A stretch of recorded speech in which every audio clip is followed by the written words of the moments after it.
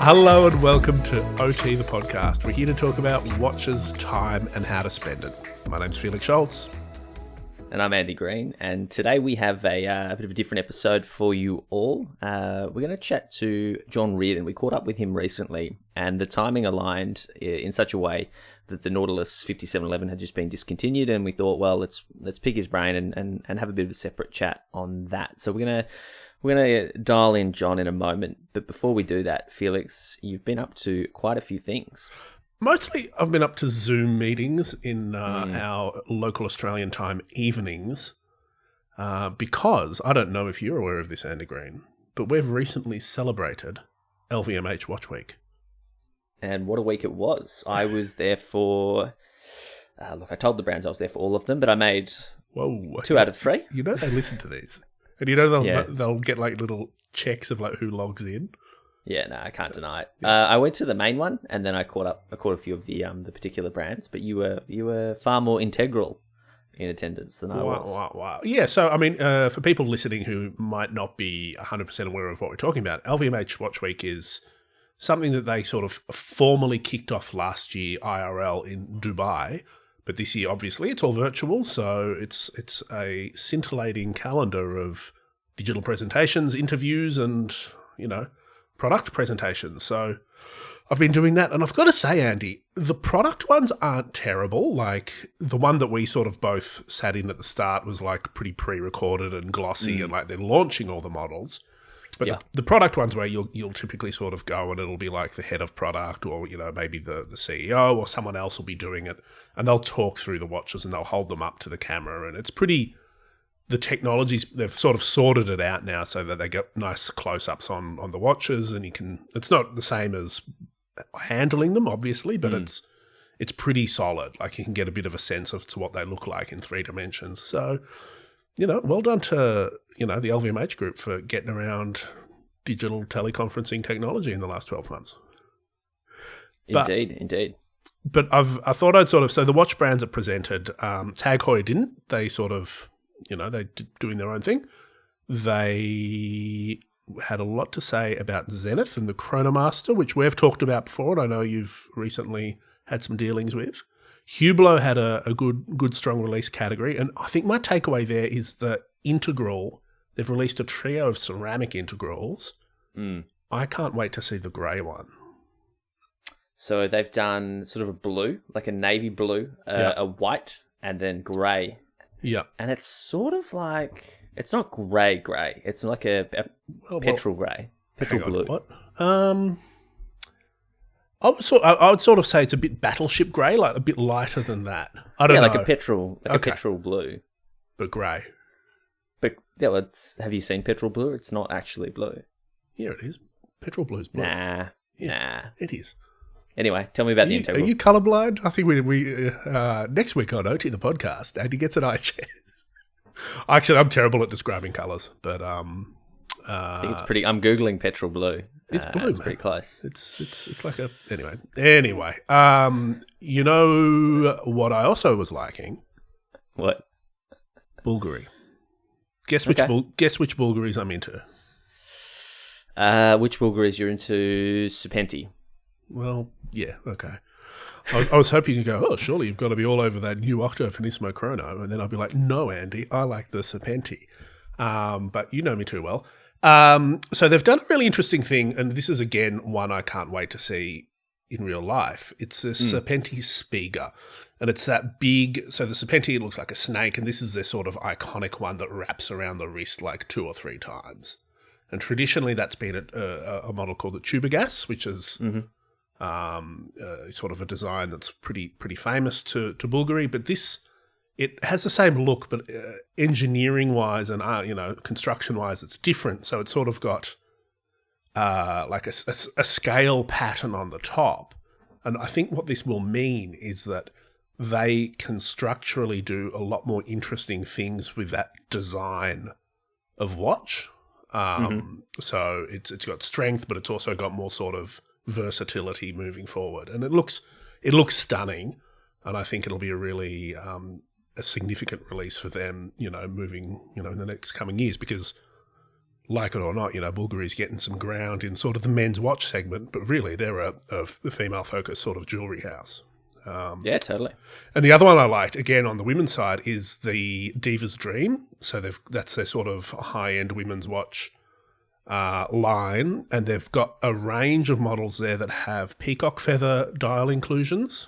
Like they've got actual feathers in the dials, and they look really stunning. Actual feathers. Very nice. Yep. Very nice. What about you? You been getting on any LVMH watch brand action? Funny you say that.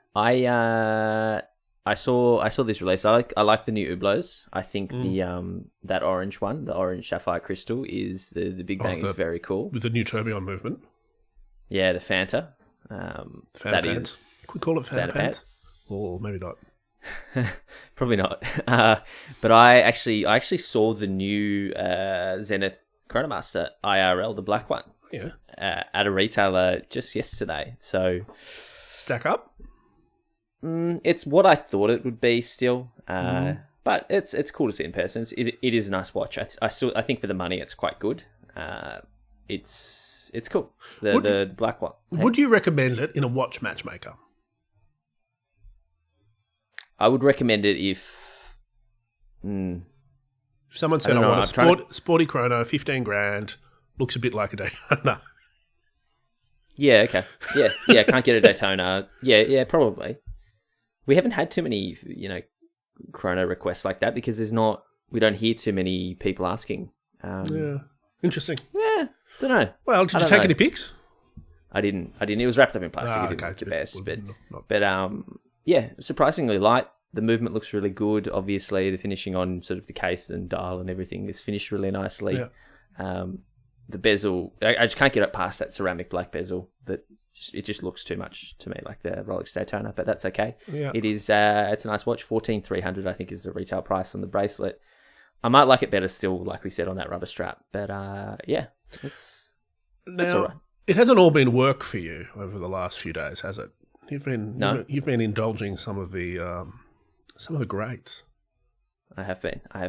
Yeah, so watching the Godfather series for the first time ever. Wow. I've watched part 1 and I've just finished part 2. A lot of things are making sense culturally. A lot of Family Guy episodes make a lot of Simpsons. sense. Simpsons are making sense. Really cool. Geez, they're a slog to get through though, like 3.5 hours each. I haven't heard anything about the third one, whether it stacks up to sort of 1 and 2. I don't know if I've even seen. I'm sure I've seen the third, but it would have been years and years ago. Such a commitment, but I'm really enjoying it. So that's what I one of the things I really like. Before we were recording this, I asked you if you'd seen another classic 70s film, The Deer Hunter, because the thing I like most about certainly the first Godfather is how long it takes to get anywhere. Like, imagine making a movie today where the first 30 minutes is a wedding scene that has no massive impact on the plot. Oh, 100%. Like, it's great. I don't think you could get away with it nowadays, but audiences can handle it. Yeah. And like actual intermissions within the films as well, which is awesome. Yeah. And it's just cool to see, people like De Niro and Al Pacino, younger and sort of almost in their prime, perhaps. The music, and I love that. Like it was shot in a time pre-mobile phones, pre-computers, and they flash back to a time like pre-electricity. So just picturing how it would have been back then, and sort of the way that like the Godfather could operate. Totally different kind of style. I mean, you didn't have to worry about GPS tracking or cookies or anything like that. Silk Road. Would have been so much easier just call to him be a up. criminal. Just WhatsApp the Don. You know what I mean? It would have been a lot easier to be a criminal back then. Well, yeah. Have you seen Scarface? I have. Okay. I watched that when I was like 9. So. Wow. Okay. That explains a lot about you. But I should. That's next on my rewatch list for sure. I'd also recommend Carlito's Way. Is that? Okay. That sort of vibe. Anyway, well, there'll be some links. There'll be some mafiosa style links in the show notes this week. We need to take a quick break. Let's get out of This here. week, This episode is brought to you by Tag Heuer, who have launched a new partnership with Porsche. And today we're going to have a chat about the two versions of the watch that they've released to kick off this collaboration. The watch, well, the Tag Heuer Carrera Porsche Chronograph Special Edition. absolutely, Andy. We're talking about a 44mm Carrera in a steel case on either a H-link bracelet or a Porsche-inspired leather strap. The dial is really interesting. It's asphalt grey with some awesome texture, black counters, red highlights, applied minute markers, and a subtle date at 6. There's a black ceramic tachometer bezel with Porsche in red text and numerous other red highlights, because black, red, and grey are Porsche colours. The movement is the top of the line Heuer 02, which gives you 80 hours of power reserve, and the rotor, it's shaped like a Porsche steering wheel. Absolutely love that dial. It's worth noting that all the text is actually Porsche fonts and that they've gone with applied minute markers rather than hours for a more of a speedometer feel, which is totally on brand given the partnership. Andy, you've had this on the wrist for a bit now. What do you think? First things first, Felix, 44mm is a big watch. So I've been drawn to the leather strap model. It has 4 lines of grey stitching, which is inspired by the Porsche's interior. Really though, this watch is all about that dial. The texture, which is a first for Tag Heuer, is something else. And it's really dynamic when you're out and about, especially in the sun. The black and red are nicely balanced too, and the whole package feels modern and sporty. I really like the movement. The Heuer 02 is a great chronograph, which, is visible through that clear caseback. Of course, the rotor is very cool, as is the fact that it's signed by Tag Heuer and Porsche. All up, this is a solid release that fans of both brands can really get behind. Agree 100%, Andy. The partnership makes sense. Heuer and Porsche both had a presence at the Carrera Panamericana road race in the 50s that inspired the Carrera name for Heuer and later the Porsche Carrera. There's just so much shared history between the brands and a shared future too, as Tag Heuer sponsors the Porsche Formula E team. I just can't wait to see where they take it from here.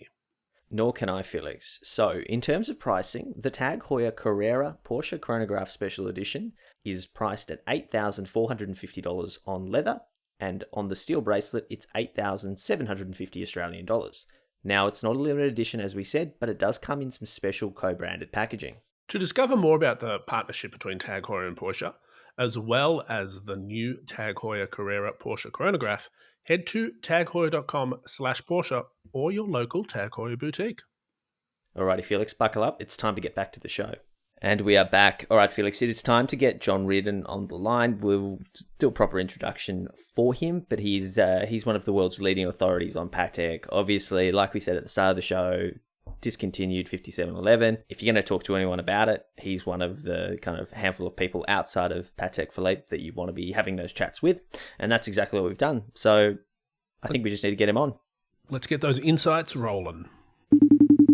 Andy, it's a funny coincidence that today's guest grew up in America's watchmaking heartland in Bristol, Connecticut. He became interested in watches and clocks from an early age, even running a repair business during college when he should have been studying. In 1997, he started working at Sotheby's, New York, at a time when the watch auction business was becoming big business. In 2001, he went to work for Patek Philippe USA for the next decade. Then he Wow. took the reins at Christie's International as the head of watches in 2011. 2019, he went out on his own to start Collectibility. We're so pleased to welcome John Reardon to the podcast, the man who literally wrote the book on vintage Patek. Hello, John. Oh, hello. Good morning, good evening, and thank you for that very kind introduction. It's great to have you on, John. Thank you so much for taking the time. Before we dive into it too far, really keen to hear just a little bit more about who you are and how you found yourself working full-time in watches. Sure. I'll give the short version of the story, but it all came out of a passion when I was a child. I visited my local watch and clock museum and learned, after I became friends with the curator, learned clock repair and some basic watch repair. And that set me on my path. Little did I know that it would lead to Sotheby's New York, which was an incredible experience in the late 90s. And as you said, Felix, it was just the beginning of this incredible growth of watch collecting that seems to have no ceiling. Absolutely. Now, I know we've got a very important and groundbreaking topic to delve into in just a second. But before we do, I want to find out a little bit more about your most recent incarnation, Collectibility. Can you tell us what it is and when it started and how it's been? Oh, sure. So in the back of my mind, I always dreamed of being able to build a platform, whether it was brick and mortar or online, where people had the ability to buy and sell what I love, vintage and pre-owned Patek Philippe. Um, the timing was incredible in that this launched in late 2019. Things were going really well in early 2020. Um, COVID happened, and we were all globally shut down. And at first, I thought it was going to be the end of collectability before it began, but I was able to really use this time to just build content and to share as much as possible on my site and speaking with clients, new and old alike, to discuss our common love, Patek Philippe. So Hmm. the platform has just keeps growing. It's just month on month. I've just never expected there would be so many people interested in learning about the history of the company and about pieces they might have never considered. And the vision is clear. We offer an education in vintage Patek Philippe, and that just that expands. I think we're frankly in the addiction business because people keep coming back for more information and for more watches. It's an amazing time to be launching an online business, and we'll see what happens next. Yeah, I mean, as you mentioned, a really interesting time in the world, and even more interesting, as Felix sort of alluded to just now, in particular the last few weeks with a brand that's very close to your heart, Patek, and the 5711, the Nautilus in steel. What we're going to do is sort of focus on that for a little while and really get your expert take. As Felix pointed out, you actually worked for Patek for about a decade, I think. You wrote the book on it. So if we're going to ask anyone about the 5711, it makes sense to that person is you.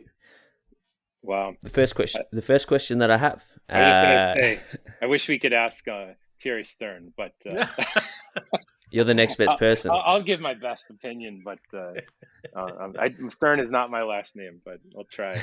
So shoot away. Let's give it a go. All right. Well, I want to ask you, the first question I have is, how did it feel last year to take a literal hammer to that fake 5711 last year?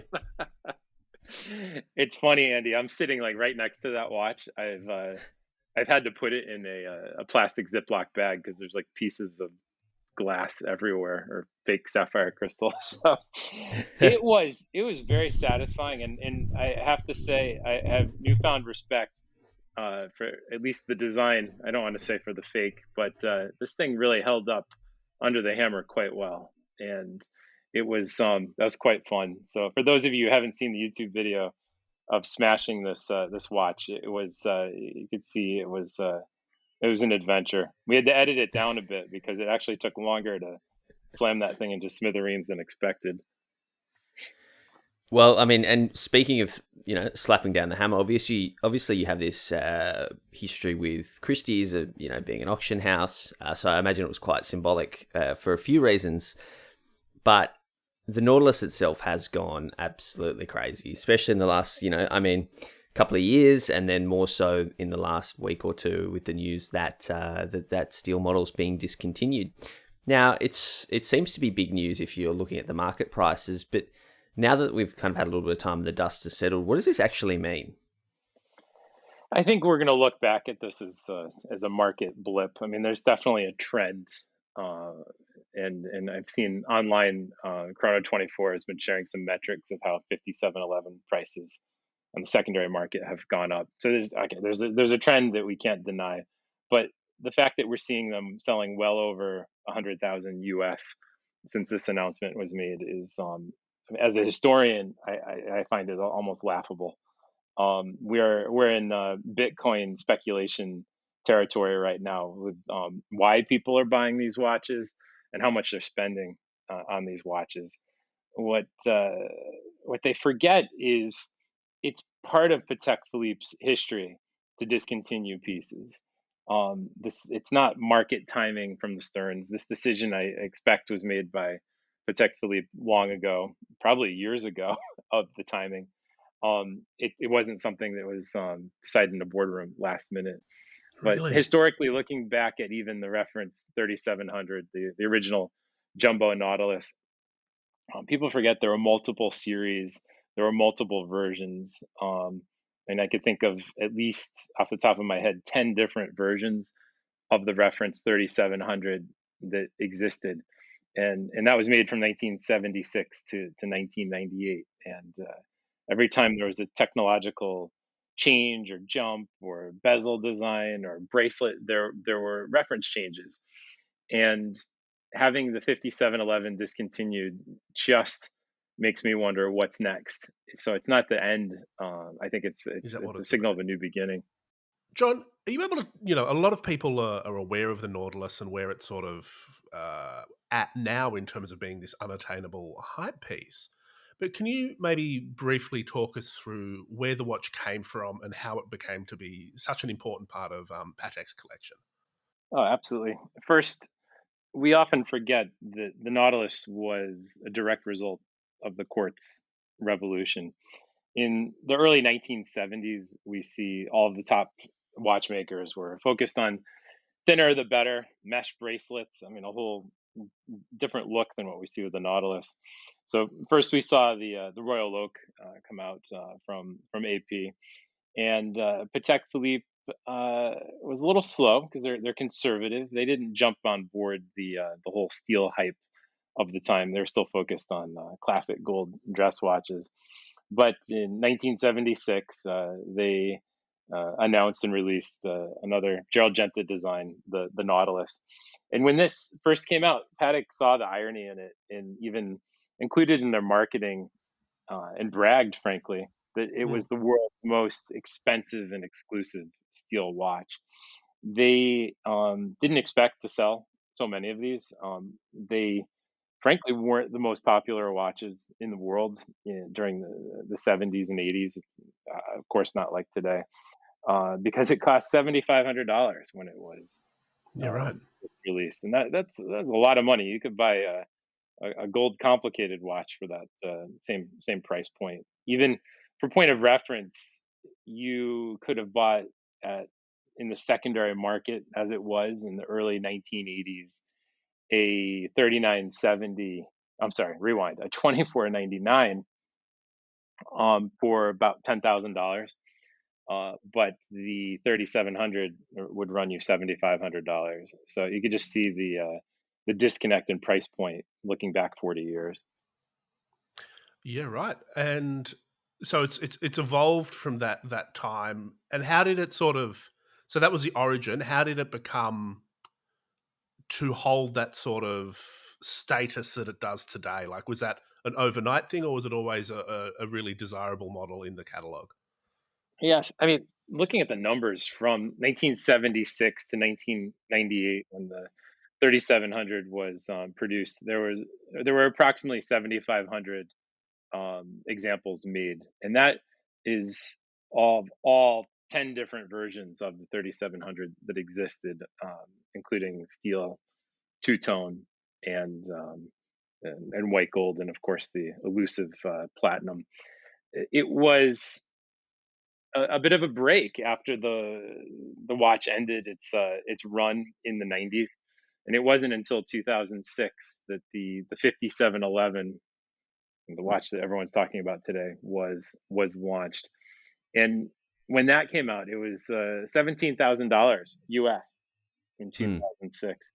And even at that time, it wasn't the hottest watch at all. I mean, I remember being offered one for $12,500. I think it was in 2007 or eight, and I passed because it just didn't seem so interesting to me. We all have regrets, don't we? Uh, Well, that's a really interesting point, right? Because when I got into watches, which was probably 7 or 8 years ago, the Nautilus wasn't a mega desirable piece. Then neither was the Aquanaut, and it's been a really odd and interesting thing to watch it sort of rapidly rise in popularity, in particular over the last 5 days. Like, 5 years ago, it was the sort of watch that if you maybe waited a year or two, you could really get it. It seems like 6 or 7 years ago, my chiropractor tells me the story of, him graduating uni and walking past his local AD, and there was 2 in the window, and, he got a discount on one because they just couldn't move them. And that was, 7 years ago, 8 years ago. What's happened since? Why have they gone so crazy? Yeah, the traditional answer would be supply and demand.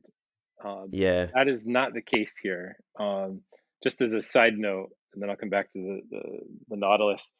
Hank Edelman, who was president of Patek USA when I worked there, told me about how in the 50s and 60s the reference 2523 world time was impossible to sell, and they sat around in the vault for decades until they just gave up and sent them back to Geneva, including examples with world time maps. Now, today, those watches are approaching $10 million plus. And Wow. that is a classic supply demand. Nobody wanted them when they were out. So when they do show up today, it's just considered a work of art, which people will pay extraordinary sums for. But that's not Yeah. the same storyline with the Nautilus, because we have an example, thousands are being made. We don't know exact production numbers, but we know the numbers are important. Even the limited edition, we look at the 40th anniversary launches, like the 5711 and Platinum, there was 700 of those made. That's a big number relative. That's a lot. So it has to be something more than just a lack of supply, and that's where demand comes in. And I think you both could answer the question where the demand comes from. Yeah. I mean, if I always think about it, and it's got to be that sort of celebrity factor, and just the maybe a bit of Instagram as well, just drawing attention. Because, like you said a little bit earlier, when it came out, 2006, $17,000. I mean, I always kind of pose this to people thinking about buying one pre-owned, and that this philosophical question around the Nautilus of like, here, I think the Australian retail is about $40,000. Not that it matters, but for me, it's a lot of money at retail for a pretty kind of simple, ordinary watch. I'm probably going to annoy a lot of people there, but I don't think that it's particularly good value at retail and certainly not if you exclude the resale value of them. Like if you're buying it for as an investment, as we've been talking about, then yeah, it's a no-brainer. Outlay 40 and you're going to triple or quadruple your money at some point. But if that wasn't the case, like I can see why this would have been an unpopular watch, purely because of the price point. Like it's a very, very expensive steel sports-looking watch. And that's well said. And I think we all have to kind of go back in time in our minds of how we felt about the Nautilus before the hype. You almost have to start from a blank slate. So I'm thinking about when I had that watch in my hand and all I had to do was swipe a credit card to buy it for 12,500. I was thinking relatively large sum of money, what I could buy for a complicated watch in comparison. And did I really want to buy this everyday watch and spend that kind of money? Now, today, that's really easy because people just know that you have that safety net that you could sell it at a huge profit. But when you don't have that belief system or reality around you, and it's just we're buying a watch, that's where you're looking at a simple time only date watch in steel. It is a beautiful piece. It is what it is. But when I see them selling for the prices they are bringing now, it's a disconnect from reality, and time will tell what happens next in terms of these values that we're seeing. Yeah, so I guess the follow up to that question is sort of was does it live up to the hype? A lot of people, I know plenty of really enthusiastic watch collectors and listeners that have never seen a Nautilus, and obvious reasons. If there's 1,000 or 2,000 being made every year, and they sort of they never really make it to the general population. In your opinion, you probably just answered, do they live up to the hype? But I guess I'm more interested in having that the business in watches, would you go near them, or is this just something you're not going to touch? Oh, from a business perspective, I avoid it. I did buy one under the collectibility flag. It's probably 7 or 8 months ago. I think I paid 50,000 and sold it for 53,000, which um, in hindsight I might have made a mistake, but no one knows where things are going to go. That was market price at the time.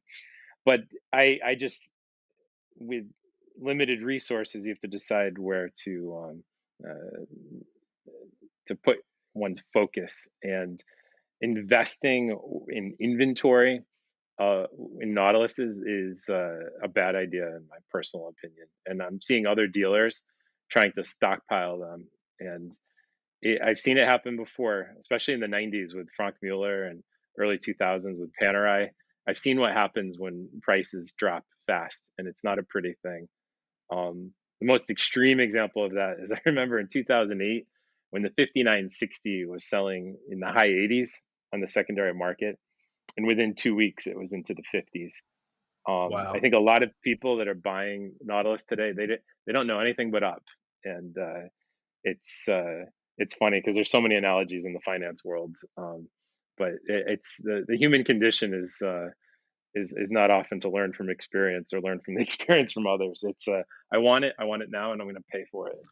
I'm buying my GameStop shares with my Nautilus at my wrist. I you, love it. you mentioned something just sort of at the start of this chat when we were talking about the discontinuation of the model that I just want to sort of find out what you mean by that, because it's, I think, really interesting, where you said that the discontinuation of this reference would have been planned years ago. Can you, Yes, how does that work from like a Patek business point of view, and why is it normal practice? my I don't want to say, we'll call it my observation of how Patek Philippe makes decisions, and this is not insider information by any means, is they're very calculated and they think things through. They're not emotional. They never react. Anything they do is done years in advance. Even a new caliber goes into production 10 years before it's complete. And it's a huge amount of work. A new case design, the from A to Z, for that to get into production, into stores, takes many, many years. So the fact that this was discontinued now in this very interesting time in human history wasn't premeditated, in my opinion. The fact that there's a captive audience is interesting. I wonder. I'm just saying that out loud. I wonder if plans were made around Basel that was canceled, and this is just kind of the late rollout. They're very slow to make aggressive changes, and that's part of the charm of Patek Philippe. And it's the way that the rest of the world is reacting right now. I could just imagine they're sitting in the manufacturer in Geneva and just kind of I wouldn't. They're probably not smiling. They're not looking at this as a success story. I'd imagine they're kind of frightened what's happening, because it's good that people are talking about the brand, but it's not a good thing when you're frustrating clients that can't get what their watches that they've been waiting for. So it's a double-edged sword. The steel in this case cuts both ways. Yeah, I mean, there's plenty of Patek dealers that have benefited greatly from this demand. So you mentioned Basel. Do you think that the timing adds up for, maybe they were thinking about a March release of an updated model? I believe that they did update the 5711 a year or two ago in terms of movement. But do you just think we're going to get a new sort of, effectively a new steel Nautilus with a couple more tweaks and a different reference number? Yes, and I think it brings a good point. The 5711 has more changes over time than anyone's really aware of. I mean, it's not just the 315 to the 324 caliber. It's not just the Geneva seal to the Patek Philippe seal. There's been considerable dial variants that are starting to be recognized and outlined. And if we're going to look back at the 3700 to inform what's possible next, there becomes a point where the changes are so great they have to discontinue the model, and what's new is your guess is as good as mine. So I can't wait to see what's coming out next. And I love all the speculation. I love all the creativity. But the decisions have already been made. I'm sure the prototypes already exist, and we're going to find out soon enough. Yeah, fingers crossed. Fingers crossed very soon. All right, well, that's enough chat of the around the 5711. I think everyone at this point is a little bit over it. So, John, thank you for talking to us about that. My pleasure, and thank you very much to delve deep into that topic. Andy, as promised in the introduction to the chat, there were insights had. I think it's fascinating to sort of see, what someone who has worked for the company and certainly, been around the space for a lot longer than, Instagram experts thinks about this sort of stuff. And it's fascinating. And I think it's, the bit where he goes, this is going to be a blip. I'm like, well, I hope you haven't put too much into your 5711s, guys. So fascinating. Hopefully we'll find out what comes next in the Nautilus family soon. But also coming soon is part 2 of our chat with John Reardon, where we open the floodgates to everything Patek and vintage watches, and stuff gets real, Andy. Yeah, a bit of a longer chat with Mr. Reardon. Can't wait. All right, guys. Well, as always, thank you to this episode's sponsor, Tag Heuer. We'll link up all of the Carreras we've talked about. Please don't forget to email us, otthepodcast@gmail.com, or slide into our Instagram DMs, ot.podcast. And thanks as always to Major Tom Media. And if you like OT, subscribe, tell your friends, tell your maybe Italian relations at extended family weddings. It's a good way to get the word out. Or your local cannoli vendors. I don't know. Maybe tell your greengrocer. Anyone you know named Don. Tell them. The dogs. There you go.